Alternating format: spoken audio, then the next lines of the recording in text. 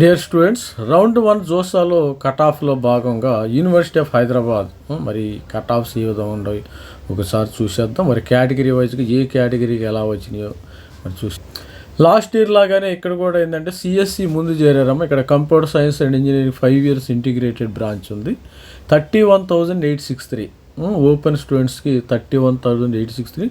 అదేవిధంగా material engineering 5 years 56,000కి ఇక్కడైతే seat అయితే వచ్చింది. మరి రౌండ్ 2లో పెరిగిద్దంటే పెరగచ్చు, ఎందుకంటే రౌండ్ 2లో దాదాపు ఇది ఒక 33,000 దాకా వెళ్ళిద్ది. ఇది ఒక మెటీరియల్స్ అయిపోతే ఒక 58,000 దాకా వెళ్ళొచ్చు. ఇది ఒక 33,000 దాకా వెళ్ళే అవకాశం అయితే.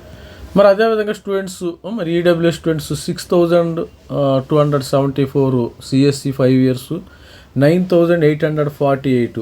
ఇది మాత్రము వీళ్ళకి మెటీరియల్ ఇంజనీరింగ్ మరి రావటం జరిగింది. ఇది కూడా మరి రౌండ్ 2లో పెరిగిద్ది, ఒక 6,500 దాకా పెరిగిద్ది. అంతమించి ఈడబ్ల్యూఎస్ని మనం ఎక్స్పెక్ట్ చేయలేము. ఇది కూడా ఒక 10K వెళ్ళిపోయింది. ఇది 9,848. ఇది 10K ఉండే వాళ్ళకి ఎవరికైనా పెట్టుంటే మరి కామెంట్లో పెట్టండి. రౌండ్ 2లో వీళ్ళకి వచ్చే అవకాశం ఉంటుంది. ఇక ఓబీసీ ఎన్సెల్లో మనకి 13,000కి దాకా ఉంది. 13,157 వరకు వచ్చింది. 13,000. 20,731 మెటీరియల్స్.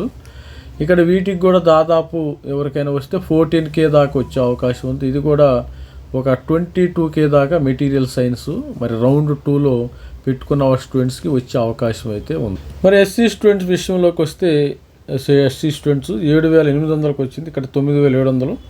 ఆల్మోస్ట్ ఆల్ ఇది సెకండ్ రౌండ్లో మీకు 7,500 దాకా వచ్చింది.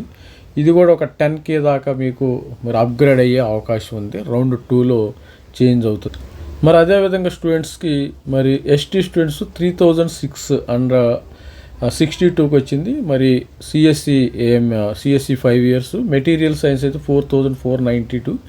ఇది కూడా దాదాపు ఒక 4,700 దాకా 600 దాకా ఇది కూడా రావచ్చు. 3,200 దాకా వస్తుందమ్మా. ఎక్కువ పెరిగే అవకాశం అయితే ఉండదు ఎస్టీ స్టూడెంట్స్. ఇది ఒక కట్ ఆఫ్ ఈ విధంగా ఉంటే ప్రతి ఒక్కరు కూడా మనము మరి కేటగిరీ వైజ్గా చూసాం కదా. ప్రతి ఒక్కరికి ఛానల్ లైక్ చేయండి, షేర్ చేయండి, సబ్స్క్రైబ్ చేయండి. All the best. Thank you.